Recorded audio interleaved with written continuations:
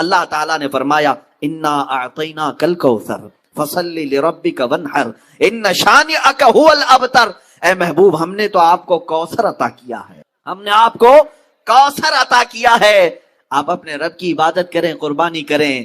آپ کی نسل کٹی نہیں، آپ کے دشمن کی نسل کٹی ہوئی ہے، یہ رب ذوالجلال کی طرف سے اعلان ہوا ان شانئک، اے محبوب بے شک آپ کا دشمن کٹی ہوئی نسل کا ہے۔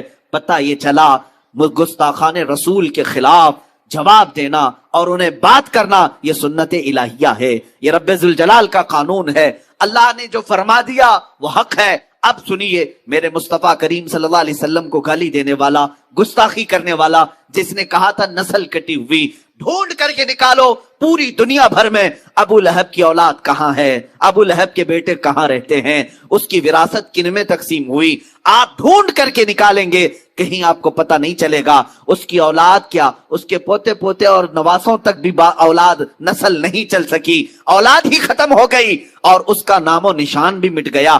ابو لہب کی جو موت ہوئی اس حالت میں ہوئی کہ اس کو سخت ترین بیماری لاحق ہوئی، یہاں تک کہ اس کو ایک گڑھے میں ڈال کر کے اس کے ہی بچوں نے پتھر اس پر ڈالے تھے، اتنے پتھر مارے گئے تھے کہ اس کا جسم پورا پتھروں سے لہولہان تھا، وہ خود مٹا، اس کی اولاد نہیں رہی۔ لیکن آؤ میرے رب ذوالجلال نے میرے مصطفیٰ کی جو شان بیان کی انا اعطیناک الکوثر، اس آیت کی تفسیر کے اعتبار سے آج ہندوستان نہیں، جے پور راجستھان نہیں، بلکہ دنیا کے کسی بھی کونے میں جاؤ رسول اللہ کی آل و اولاد کی خوشبو تمہیں ضرور نظر آئے گی، ہر جگہ سادات موجود ہیں، سید حضرات موجود ہیں۔ یہ کس کی نسل ہیں؟ یہ فاطمۃ الزہرا کی نسل آج پوری دنیا میں ہے، جن کو میرے آقا صلی اللہ علیہ وسلم نے اپنی اولاد فرمایا ہے۔ عزیزان گرامی، حضور کو کہنے والے کہ نسل کٹی ہے وہ خود کٹ گئے، مگر میرے مصطفیٰ کی نسل آج پوری دنیا میں جس طرح محفوظ ہے، کائنات میں کسی کی نسل اس طرح سے محفوظ نہیں۔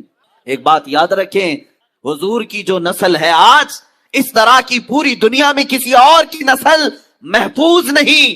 سادات کے شجرے محفوظ ہیں، ان کے نسب محفوظ ہیں، اور ان کی آل و اولاد، ان کے خاندان، ان کے تمام حسب و نسب آج بھی محفوظ ہے۔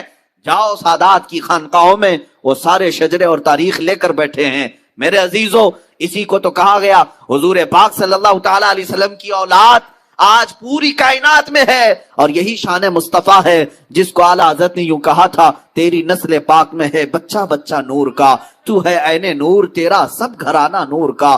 عزیزان گرامی، یہ شان مصطفیٰ ہے۔ جب کبھی کسی نے حضور کی ذات پر انگلی اٹھائی تو جواب کہاں سے آیا؟ خود خدائے قدیر و جبار کی طرف سے آیا۔ اللہ نے کبھی سورہ والضحیٰ اتاری، کبھی سورہ لہب اتاری، کبھی سورہ کوثر اتاری۔ اب کوثر کا معنی میں بیان کر کے حضور کی شان پاک کے چند آپ کے سامنے جھلکیاں رکھ دوں۔ اس میں ایک بات میں عرض کر دوں، بڑی لگتی ہوئی بات ہے، میلاد قریب آ رہا ہے، ہم سب کے لیے علاج بھی ہے، دوا بھی ہے۔ میں تقریباً ہر میلاد میں اس حکایت کو بیان کرتا ہوں، سعادت الدارین میں موجود یہ حکایت ایمان افروز ہے۔ ایک غریب آدمی، مفلس آدمی، قرض میں ڈوبا ہوا، پریشان حال، کئی لوگوں کے قرضے لیا ہوا آدمی تھا، اور اس کے جو قرض دار تھے انہوں نے پیسے مانگے، جب وہ دے نہیں سکا تو قاضی اسلام جو اس وقت تھے ان کے پاس مقدمہ کر دیا کہ یہ ہمارے پیسے لیتا ہے، کھا جاتا ہے، دیتا نہیں۔ قاضی نے بلایا اور کہا کیوں نہیں دیتا؟ کہا غریب آدمی ہوں، پیسے نہیں ہیں۔ کہا یہ بہانہ نہیں چلے گا، ان لوگوں کے جو تو نے قرضے لیے، قرض میں ڈوبے ہوئے لوگ جو آتم ہتیا کرتے ہیں، خودکشی کرتے ہیں، سن لو، بزدل نہ بنو، جان تمہاری بڑی قیمتی ہے، قرض میں اگر آج ڈوبے ہو، میاں اندھیرا آنے کے بعد اجالا بھی رب ذوالجلال ہی لاتا ہے۔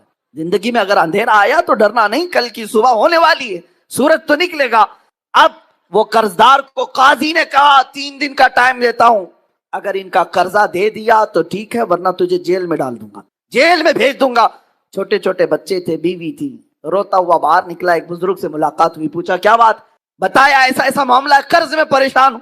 اس بزرگ نے کہا کوئی بات نہیں، دنیا میں تجھے اگر تکلیف ہوئی ہے تو ایک کام کر، رات کو جا، نماز عشاء کے بعد کسی ایک اندھیری کوٹری میں بیٹھ کر کثرت سے میرے آقا پر درود بھیج، حضور کو یاد کر، اور اپنے غم کی داستان حضور کو ہی سنا۔ ان کا دربار آج بھی کھلا ہے۔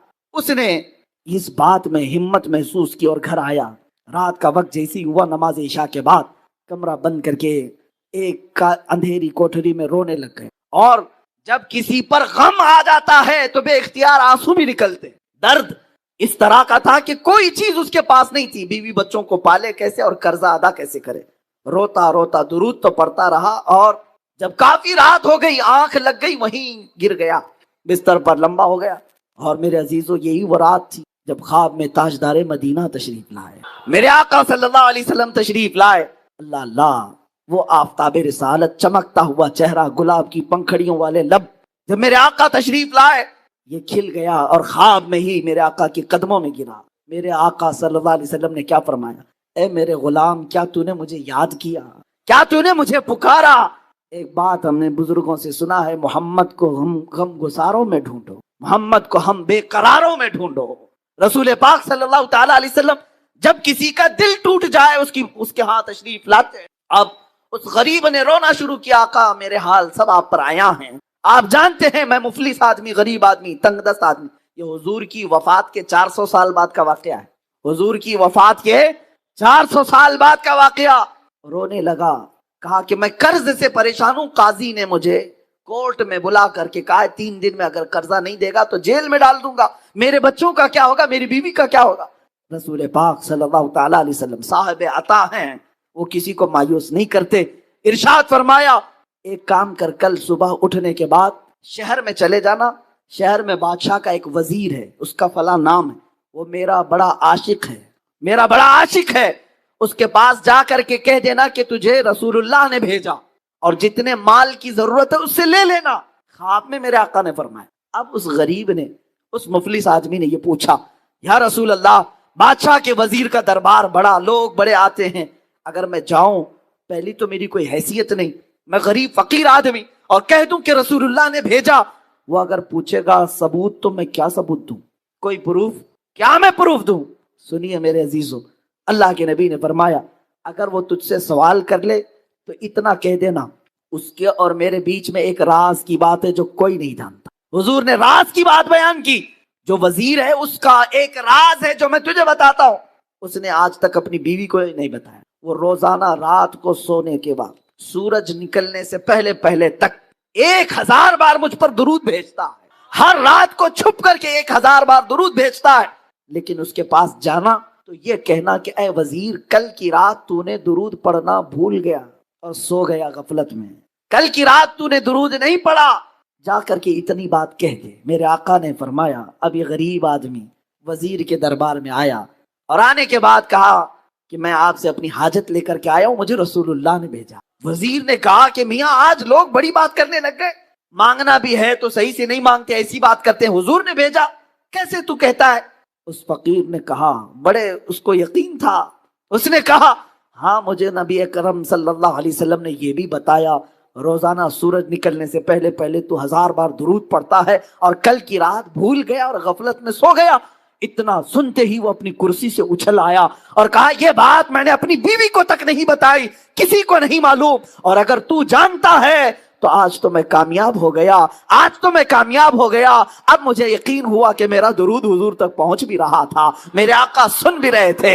اے آنے والے، بتا تجھے کیا چاہیے؟ اس نے کہا میری یہ حاجت ہے۔ اس وزیر نے کہا، ایک دو نہیں، میرا پورا خزانہ تیرے لیے ہے، آج تو نے جو بشارت لائی ہے، آج جو خوشخبری لائی ہے، وہ میری زندگی کی معراج ہے۔ جس مصطفیٰ کے لیے میں رات رات بھر بیٹھ کر کے درود پڑھتا تھا، ایک غریب نے میرے مصطفیٰ کی بشارت میرے گھر تک لائی ہے۔ عزیزان گرامی وقار، وہ خوش ہو کر بہت سارے مال سے اسے نوازا۔ سنو، ابھی واقعہ ختم نہیں ہوا، اصل بات تو یہاں شروع ہوتی ہے۔ اب وہ لے کر کے آیا، 2 دن بھی نہیں گزرے تھے، قاضی اسلام کے پاس آیا اور قاضی صاحب سے کہا، ان قرضداروں کو بلاؤ جو مجھے بار بار قرض کا تقاضا کرتے ہیں، مال کا تقاضا کرتے ہیں۔ انہیں بلایا گیا، قاضی اسلام عدالت کی کرسی پر بیٹھے، اور اس کے بعد اس مفلس اور غریب نے کہا، آج جس کا جتنا قرض ہے سب دینے کو تیار ہوں، مال بھی میرے پاس ہے، پیسہ میرے پاس ہے، سب دے دوں گا۔ قاضی نے اس کی بات دیکھی اور سنی تو کہا، بیٹھ جا کرسی پر تھوڑی دیر کے لیے۔ تھوڑی دیر بٹھانے کے بعد اب قاضی جو مقدمے میں شروع میں 3 دن پہلے جیل کی دھمکی دیا تھا، اب کہتا ہے، اے مفلس غریب آدمی، آج کی عدالت میں فیصلہ بدل گیا ہے، تیرا قرض میں اپنی جیب سے ادا کروں گا، تیرا قرض میں اپنی جیب سے ادا کروں گا۔ وہ کھڑا ہو گیا، پوچھا، 3 دن پہلے تو تم مجھے جیل میں ڈالنے کی دھمکی دے رہے تھے، اور آج اپنا قرضہ، میرا قرضہ تم اپنی جیب سے دینا چاہتے ہو؟ یہی بات 3 دن پہلے بھی کر سکتے تھے۔ قاضی اسلام کھڑے ہو کر کے کہتے ہیں در حقیقت 3 دن پہلے میں تجھے جانتا پہچانتا نہیں تھا، جب یہاں سے تو چلا گیا، رات کو جب سویا میرا مقدر جگہ میرے آقا تشریف لائے، خواب میں میرے آقا تشریف لائے اور تیری طرف دکھا کر کے میرے آقا نے فرمایا اے قاضی اس کا فیصلہ نرم کر دے، یہ غریب میرا امتی ہے، یہ آج مفلس ہے، اس کے لیے نرمی کر، اگر تو اپنے مال سے قرض ادا کرے گا تو میں اللہ کی جنت میں تجھے محل عطا کروں گا۔ اے غریب، اے مفلس، میں یہ سودا تیرے ہاتھ نہیں بیچنا چاہتا، میں تیرا قرض خود اپنے ہاتھوں سے ادا کروں گا۔ اب قاضی اسلام بتاؤ، کسی کورٹ کا جج کھڑا ہو کر کے کسی مجرم کی طرف سے صفائی دے رہا ہو اور اپنا قرضہ بھی دے رہا ہو، ایسا سننے کو نہیں ملتا۔ جب قاضی اصرار کرنے لگا اور یہ مفلس آدمی غریب آدمی خود دینے پر اصرار کرتا رہا، یہ دونوں کی تکرار چلتی رہی اور جو مجمع میں قرض دار بیٹھے ہوئے تھے سب اپنی کرسیوں سے کھڑے ہو گئے، کہا قاضی صاحب آپ بھی رہنے دیں، یہ بھی رہنے دیں، ہم نے اپنا قرضہ معاف کر دیا اور اب بھی اس کو اگر ضرورت ہے تو ہم زندگی بھر اس کو قرض دیتے رہیں گے، ہمیں معلوم نہیں تھا کہ میرے مصطفیٰ کی بارگاہ میں اس کا یہ مقام ہے۔ عزیزان گرامی، وہ عدالت کے اس جلسے سے نکلا شاداں و فرحاں ہو کر کے، خوشحال ہو کر کے، اسی واقعے کی طرف میں اشارہ کرتے ہوئے عرض کرتا ہوں، وہی تو دربار ہے، وہی تاجدار مدینہ ہے جن کی سخاوت کا عالم یہ ہے، میرے کریم سے گر قطرہ کسی نے مانگا، دریا بہا دیے ہیں، دربے بہا دیے ہیں، واہ کیا جود و کرم ہے، شہ بتا تیرا نہیں سنتا ہی نہیں مانگنے والا تیرا۔ اے مسلمانوں، میلاد مصطفیٰ آ رہی ہے، اپنے غموں کی داستان اگر کسی کو سنانا ہے تو اپنے آقا و مولا تاجدار مدینہ کو سنایا کرو، حضور کی بارگاہ میں پیش کیا کرو، یا رسول اللہ آپ کی غریب امت آج ان پر ظالم اگر سوار ہیں تو ان کا ظلم آپ کی دعا سے ٹل سکتا ہے، میرے آقا اگر رحم فرمائے اللہ کی بارگاہ میں سفارش کریں، یقیناً یہ حالات جو ابتر ہیں وہ بہتر ہو سکتے ہیں۔ عزیزان گرامی، کون دیتا ہے دینے کو منہ چاہیے، دینے والا ہے سچا ہمارا نبی، سب سے اعلیٰ وہ اولا ہمارا نبی، سب سے بالا وہ والا ہمارا نبی، بجھ گئی جس کے آگے سبھی مشعلے شمع وہ لے کر آیا ہمارا نبی، سب چمک والے اجلوں میں چمکا کیے اندھے شیشوں میں چمکا ہمارا نبی۔ یہ شان مصطفیٰ ہے۔ عزیزان گرامی وقار، یہ کائنات میں مسلمانوں کے لیے آج بھی وہ دروازہ کھلا ہے، ہم کیوں در بدر کی ٹھوکریں کھائیں، ادھر ادھر جائیں اور اپنے غموں کی داستان کبھی اس کو سنایا کبھی اس مالدار کو سنایا اور ذلیل و خوار ہو کر کے نکلتے رہے۔ ایک دربار میرے آقا کا ایسا ہے جہاں چور بھی چھپتا ہے، میرے آقا اس پر دامن رحمت ڈھال دیتے ہیں، ڈھونڈا ہی کرے صدر قیامت کے سپاہی، وہ کس کو ملے جو تیرے دامن میں چھپا ہو، آتا ہے فقیروں پہ انہیں پیار کچھ ایسا، خود بھیک دیں اور خود کہیں منگتے کا بھلا ہو۔ عزیزان گرامی وقار، رسول پاک صلی اللہ تعالی علیہ وسلم کی یہ شان پاک کبھی ختم نہیں ہوگی، بیان نامکمل ہی رہے گا، اس لیے کہ جن سب کے قلم ٹوٹ گئے اور یہاں پر صفحے اس کے صفحے سیاہ ہو گئے مگر شان رسالت بیان نہ ہو سکی۔ آپ کو میں شعرائے بارگاہ رسالت کی بات عرض کروں، میرے آقا کی شان میں کبھی حسان بن ثابت یوں کہتے تھے، وَأَحْسَنُ مِنْكَ لَمْ تَرَ قَطُّ عَيْنِي وَأَجْمَلُ مِنْكَ لَمْ تَلِدِ النِّسَاءُ، آپ سے زیادہ حسین یا رسول اللہ میری آنکھ نے دیکھا ہی نہیں۔ یہ صحابی رسول کہہ رہے ہیں، کوئی صرف بریلی والا نہیں، صحابی رسول کہہ رہے ہیں آپ سے زیادہ حسین میری آنکھ نے دیکھا نہیں یا رسول اللہ، حقیقت تو یہ ہے آپ سے زیادہ خوبصورت کسی ماں نے آج تک جنا ہی نہیں، یہ حسان بن ثابت کہہ رہے تھے۔ اور امام شرف الدین بوصیری اسکندریہ کی سرزمین سے یوں کہتے ہیں، هو الحبیب الذی ترجا شفاعته لکل حول من الاحوال مقتحم، یا رب بالمصطفیٰ بلغ مقاصدنا واغفر لنا ما مضى یا واسع الکرم۔ کبھی کسی شیرازی نے ایران کی سرزمین سے پکارا، لا يمكن الثناء كما كان حقه بعد خدا بزرگ تو یہ قصہ مختصر، اور سعدی شیرازی نے کہا، بلغ العلا بکمالہ کشف الدجا بجمالہ حسنت جمیع خصالہ صلو علیہ وآلہ۔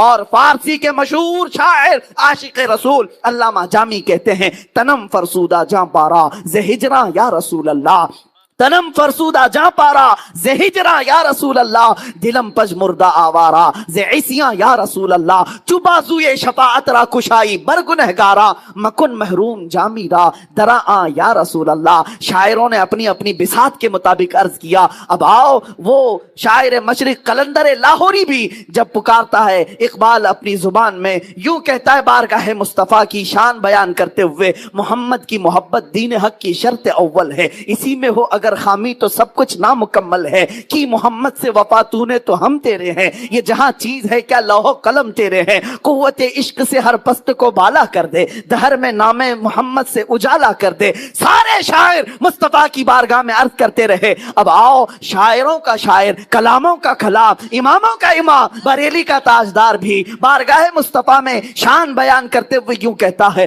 زمین و زمان تمہارے لیے، مکین و مکان تمہارے لیے، چنین و چنا تمہارے لیے، بنے دو جہاں تمہارے لیے، دہن میں زباں تمہارے لیے، بدن میں ہے جان تمہارے لیے، ہم آئے یہاں تمہارے لیے، اٹھے بھی وہاں تمہارے لیے، جنا میں چمن، چمن میں سمن، سمن میں پھبن، پھبن میں دلہن، سزائے محن پہ ایسے منن، یہ امن و امان تمہارے لیے، اشارے سے چاند چیر دیا، چھپے ہوئے خور کو پھیر دیا، گئے ہوئے دن کو عصر کیا، یہ تاب و تمام تمہارے لیے، خلیل و نجی مسیح و صفی سبھی سے کہیں کہیں نہ بنی، یہ بے خبری کی خلق پھری کہاں سے کہاں تمہارے لیے، صبا وہ چلے کے باغ پھلے وہ پھول کھلے کے دن ہوں بھلے، صبا وہ چلے کے باغ پھلے وہ پھول کھلے کے دن ہوں بھلے، لوا کے تلے ثنا میں کھلے رضا کی زباں تمہارے لیے، لوا کے تلے ثنا میں کھلے یا رسول اللہ ہم سب کی زباں تمہارے لیے۔ بارگاہ مصطفیٰ صلی اللہ تعالی علیہ وسلم میں اتنی بات نہیں، شان مصطفیٰ بیان کرتے ہوئے عاشق رسول کہتا ہے، دنیا والے جو بھونکتے ہیں بھونکنے دو، میرے مصطفیٰ کی شان نہ کبھی کم ہوئی نہ کبھی کم ہوگی۔ کوئی کتا خارش زدہ اگر میرے مصطفیٰ کی شان میں بھونکتا ہے، ان قریب وہ کھجلی اسے لے کر کے مرے گی، تو گھٹائے سے کسی کے نہ گھٹا ہے نہ گھٹے گا۔ یا رسول اللہ جب بڑھائے تجھے اللہ تعالیٰ تیرا، مٹ گئے مٹتے ہیں آدھا تیرے، نہ مٹا ہے نہ مٹے گا کبھی چرچا تیرا۔ یا رسول اللہ رہے گا یوں ہی ان کا چرچا رہے گا، پڑے خاک ہو جائیں جل جانے والے۔ یا رسول اللہ اگر کوئی کہتا ہے خبیث النفس مردود زمانہ پاکھنڈی وقت میرے مصطفیٰ کی شان میں اپنی دریدہ ذہنی کہتا ہے، تو اس کے کہنے سے میرے مصطفیٰ کی شان میں ایک نقطہ بھی عیب کا نہیں آ سکتا۔ ہمارا تو عقیدہ یہ ہے، یا رسول اللہ سرور کہوں کہ مالک و مولا کہوں تجھے، باغ خلیل کا گل زیبا کہوں تجھے، اللہ رے تیرے جسم منور کی تابشیں، اے جانے جاں میں جانے تجلی کہوں تجھے، تیرے تو وصف عیب تناہی سے ہیں بری، حیران ہوں میرے شاہ میں کیا کیا کہوں تجھے، لیکن رضا نے ختم سخن اس پہ کر دیا، خالق کا بندہ خلق کا آقا کہوں تجھے، رخ دن ہے یا مہر سما یہ بھی نہیں وہ بھی نہیں، شب زلف ہے یا مشک خطا یہ بھی نہیں وہ بھی نہیں۔ اور میرے مصطفیٰ کریم کی بارگاہ میں بریلی کا امام یوں کہتا ہے، ہمارے گناہ جب بڑھ گئے تو ہمارا شک ہونے لگا کہ اب کیا ہوگا، تب کیا ہوگا، ڈر تھا کہ عصیاں کی سزا اب ہوگی یا روز جزا، ڈر تھا کہ گناہوں کی سزا اب ہوگی یا روز جزا، دی ان کی رحمت نے صدا یہ بھی نہیں وہ بھی نہیں۔ یہ شان مصطفیٰ ہے۔ میرے آقا صلی اللہ تعالی علیہ وسلم کی بارگاہ میں شاعروں نے اپنے اپنے انداز میں کہا ہوگا، لیکن عاشقوں کی بات ہی کچھ اور ہوتی ہے۔ گستاخوں کو چھوڑیں، وہ اپنے کھجلی میں مرنے والے ہیں، ان قریب دیکھو گے اللہ ان کو کیسے عذاب میں گرفتار کرے گا۔ وہ آج بھی دنیا دیکھ رہی ہے۔ کسی ابھی شاعر نے نام لیا تھا، میں نے توبہ کیا اس مقدس اور پاکیزہ منبر پر اس خبیث مردود النفس کا کبھی نام تک نہ لیا جائے، کبھی نام نہ لیا جائے جس کی ماں نے حلال طریقے سے پیدا نہ کیا ہو۔ منبر رسول پر اس کا ذکر کوئی معنی نہیں رکھتا، کوئی معنی نہیں رکھتا۔ گستاخ رسول قرآن کہتا ہے وہ زنا سے پیدا ہوتا ہے۔ عُتُلٍ بَعْدَ ذَلِكَ زَنِيمٌ، سورہ قلم میں اللہ نے فرمایا جو نبی کی شان میں گستاخی کر رہا ہے وہ حلال نطفہ ہو ہی نہیں سکتا۔ جس کا نطفہ حلال نہیں اس کو منبر پر کیسے بیان کیا جائے؟ ہرگز آئندہ کبھی نام نہ لیا جائے، جہاں ضرورت ہوگی ہم نام ذکر کریں گے، لیکن ایک بات یاد رکھیں، ان کمینوں اور بدبخت زمانہ کو آج دنیا بھی دیکھ رہی ہے، اپنی ہی قوم سے پیچھا چھڑاتے ہوئے جگہ جگہ منہ چھپاتے ہوئے بھاگ رہے ہیں، لیکن الحمدللہ ایک عاشق رسول کے لیے اللہ نے ہر میدان کشادہ رکھا ہے۔ آج آپ نے دیکھا 6 مہینے نہیں گزرے ہوں گے اس خبیث کو آج منہ چھپانے کا کوئی دروازہ نہیں ملتا، لیکن الحمدللہ مجھ فقیر کو قدم رکھنے کی جگہ نہیں ملتی۔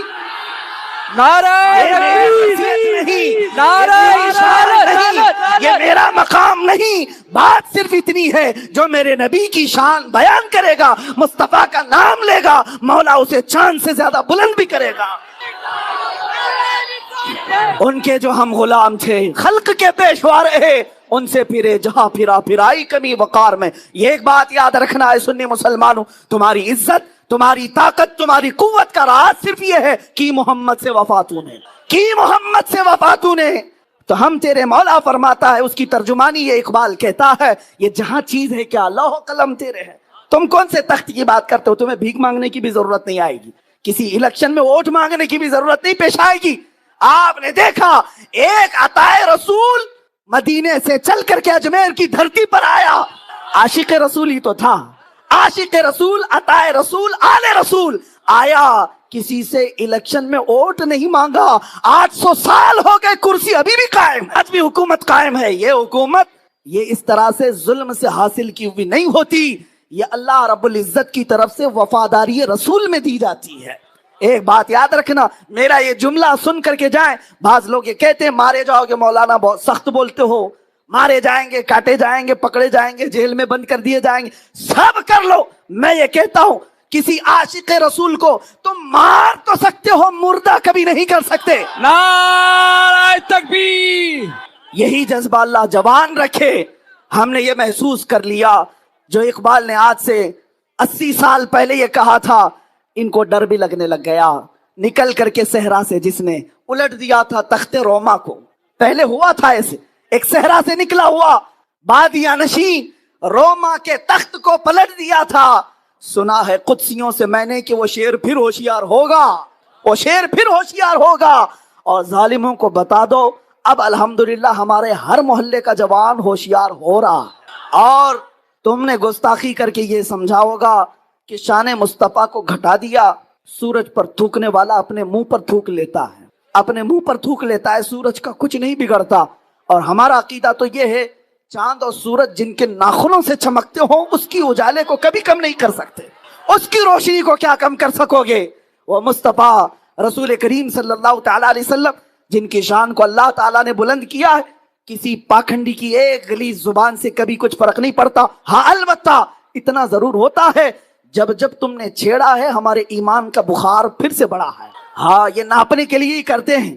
دیکھتے ہیں کہ ابھی مسلمان زندہ کتنے ہیں اور کتنے لوگ ابھی جی رہے ہیں. ان کی ہماری زندگی ناپنے کے لیے قتل و غارت نہیں، روٹی کپڑا چھین کر کے نہیں دیکھا جاتا، ہمیں بے حس کر کے نہیں دیکھا جاتا، بلکہ ہمیشہ حضور کی شان میں توہین کر کے دیکھا جاتا ہے. اس لیے کہ امت زندہ اس وقت تک رہی جب تک میرے آقا کی عزت کی حفاظت کرتی رہی.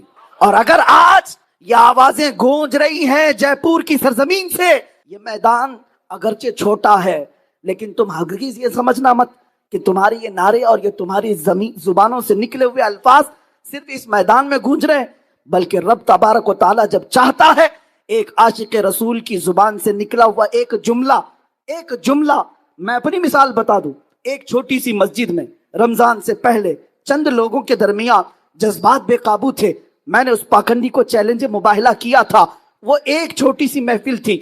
میں نے یہ نہیں سوچا کہ ہماری یہ محفل، ہماری یہ آواز اس مجلس سے زیادہ کہیں جا سکتی. لیکن 1 مہینہ نہیں گزرا تھا، امریکہ سے بھی فون آتے ہیں، UK سے بھی فون آتے ہیں، نیوزی لینڈ اور افریقہ سے بھی فون آتے ہیں، افریقہ اور پاکستان سے بھی، ہندوستان کے ہر شہر سے فون آتے ہیں. اور کہا جاتا ہے آپ کی زبان سے نکلا ہوا وہ جملہ ہم نے بھی سنا. یہ میں اپنے کمال اور تعریف کے لیے نہیں کہتا، بلکہ اے سنی مسلمانوں اپنی حیثیت کو پہچانو. زبان سے کہنا تمہارا کام ہے، پہنچانا رب ذوالجلال کی